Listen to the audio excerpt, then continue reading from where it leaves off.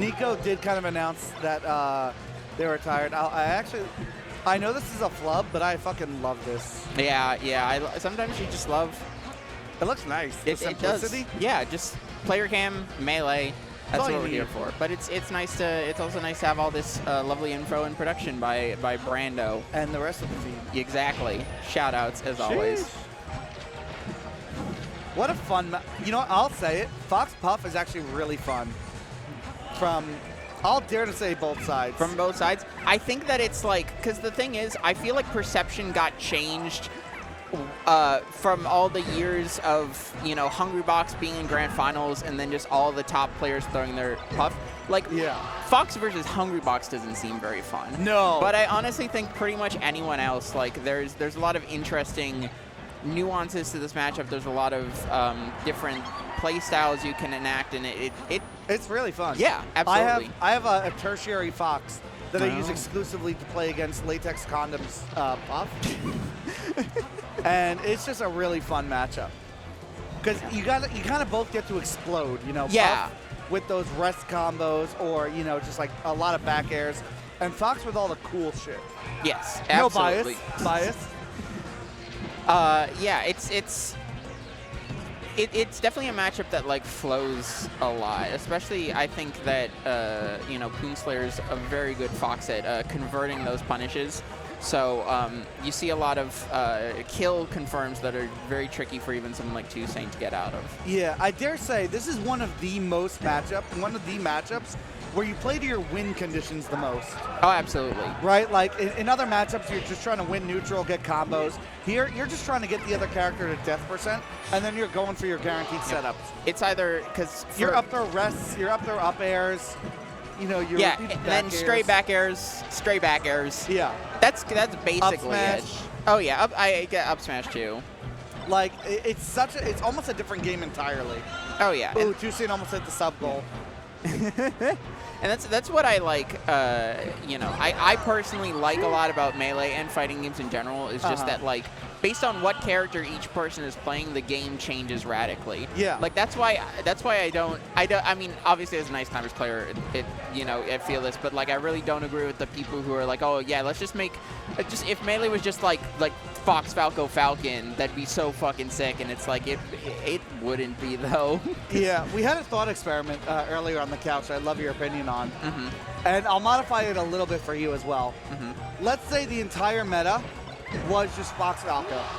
Yeah. But there's one top player. In my example, I said that was allowed to play Marth. And in this example, I'll say one top player that's allowed to wobble. And everyone else has to be a Fox or Falco. How does that make you feel? How do you think that would impact the state of Melee? I mean, I think it would be like, it very much depends on who that person is. It's like an H-Box, where they're the only one really getting those top results with that character. Okay, so they're doing well with it. Yeah, I think that it becomes, because I do think there's some, as much as there was some, controversy with the H-Box years due to a variety of things, there was a strong aspect narratively about just having, this is the one person everyone is trying to beat and really wants to beat for, a lot of reasons. And a lot of spectators wanted to see that person be beat. And I feel like that can be a very strong, driving force for people to watch tournaments to an extent. And so I think something similar would happen there, where people would not enjoy watching this wobbler. But again, that might change if you're literally only have 3 other matchups to watch. Yeah. Maybe in that case it wouldn't be as much because people would be like, hell yeah, something different. Something different. Cool. Yeah, exactly. And maybe let's say they're not even wobbling, but let's say they're just fucking Slug on steroids. Oh, where hell they're just doing the God, why am I blanking on what it's called? Handoffs. Handoffs, They're doing insane level handoffs to where it's the untrained eye would just say this is wobbling with extra steps. Well, yeah. But I think that it would, especially if wobbling were involved, I think that person would be fairly well beloved. Because people love Slug. Yeah. And, that's with them having other matchups to watch.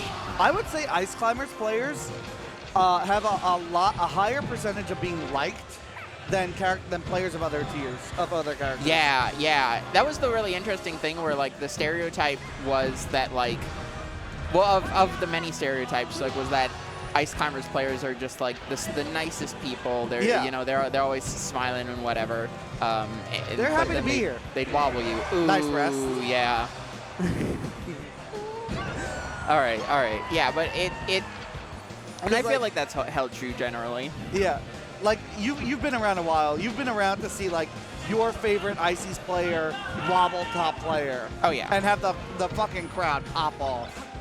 Oh, yeah. Because, like even, like, the people that, like, the spectators at home would complain about, like, they'd still have their local crowd. They'd still, at the very least, have people in their region being like, hell yeah, wobble that person. You know what my hot take tinfoil hat theory is? Uh-huh. The more casual you are, the more you fucking love seeing a wobble. Oh, yeah. I mean, I think it's kind of similar to, like, frankly, a lot of, like, the Ultimate fans that really love HBox.